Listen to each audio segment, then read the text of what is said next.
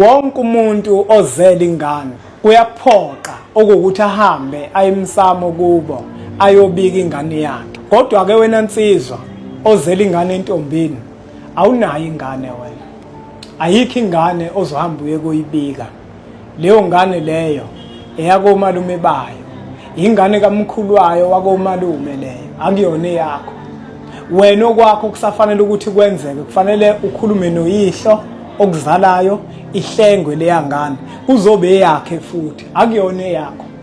Awunangane. Engisho ukuthi ke insizwa ezalisile izalisa intombi noma lenkulumo ingangenza lutho, ingafunda kuphela kuyona, kodwa kungabibikho ozokwenza wena nsizwa ozalisile emizini yabantu ongawuhloniphanga umuzi wabantu.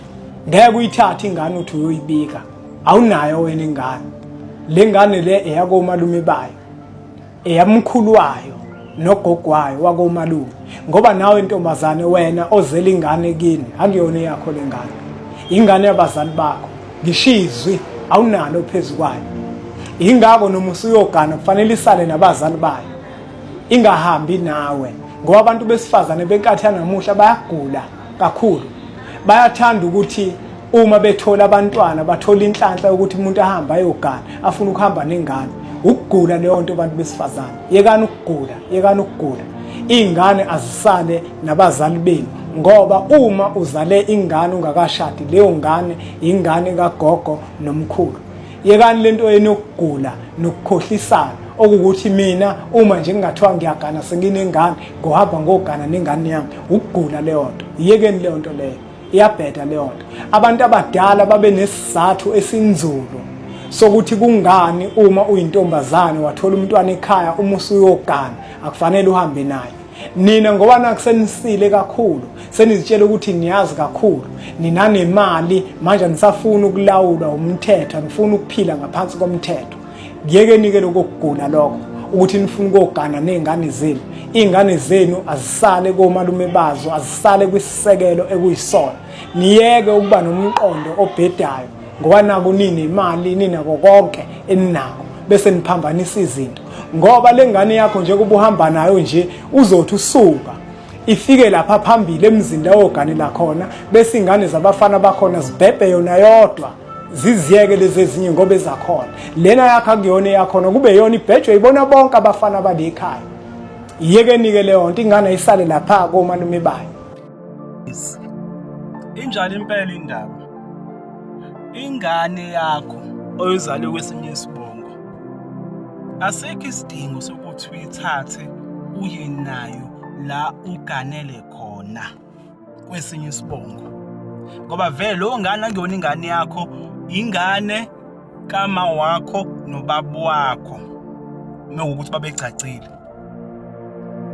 Mekuwukuthi kuyahluleka lokho ukuthi uyishiye kini ingane yakho, then kumele iye kubo, kodwa kumele iye kubo ngama-channels a-right, bahambe bayoyihlenga abakubo kephi kini bese ibuyela kubo ikhulele khona, not ukuthi wena uyithathe uhambe uye nayo la uganele khona. Into eyi-challenge-ke kubantu besifazane kumele silikhulume iqiniso njengoba linjalo. Abantu besifazane into ehamba phambili ile ehambiselana nabo. Uma into ingahambiselani nayo umuntu wesifazane, leyo yonto ayikho right. Into iba right uma ihambiselana naye, which that is why unfortunately kunzima ukuthi baphathe ey'ntweni ey'serious nje ngampela. Uthola ukuthi za-authorizwa abantu abesilisa, especially into ezi-spiritual nani. NeBhayibheli likubeka kucace nje ukuthi umuntu wesifazane uphethwe indoda. Isona sizathu lesi, umuntu wesifazane into e-right, into ehambiselana nayo. Ngingakwenzela i-example, ngisho inyoka kuthiwa yakhohlisa abani? Umuntu wesifazane. Umuntu wesifazane wabona limfanele aphula, wabe seyalidla, wabe seyoguqula indoda ukuthi ayilidle, ekwazi ukuright ukuthi kuphi kumele ukuthi akwenze, which is ungalidli aphula. Kodwa yena wabona ku-right ukuthi akalidli i-aphula. It's the same thing over and over namanje. Yabo?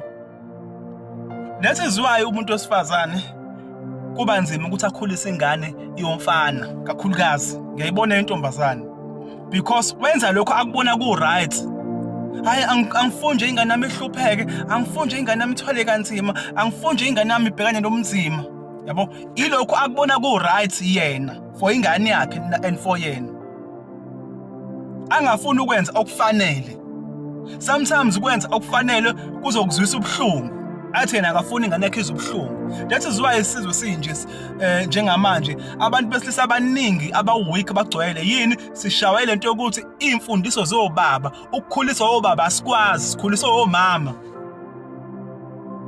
Umama ngeke indoda ngoba ukuba indoda sometimes requires ukuthi undlule emzimeni. Manje umuntu osifazane ufuna lokhu akubona kufanele, lokhu akubona ku-right. Yabo.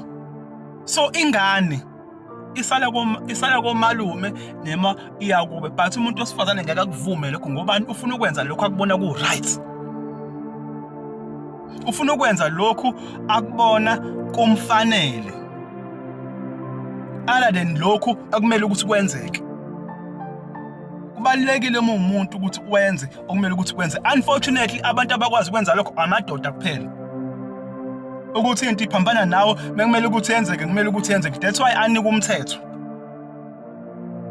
Othi uyiwona kumele ukuthi aphathe.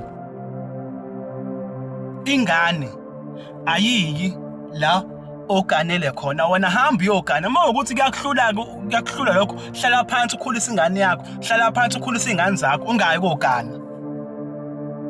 Ngoba vele iyahluleka ekuqaleni lapha, la kumele ukuthi kwenzeke khona. Hlala phansi ukukhulisa ingane zakho, not ukuthi uthathe ingane zakho uye naso kwesinye isibongo.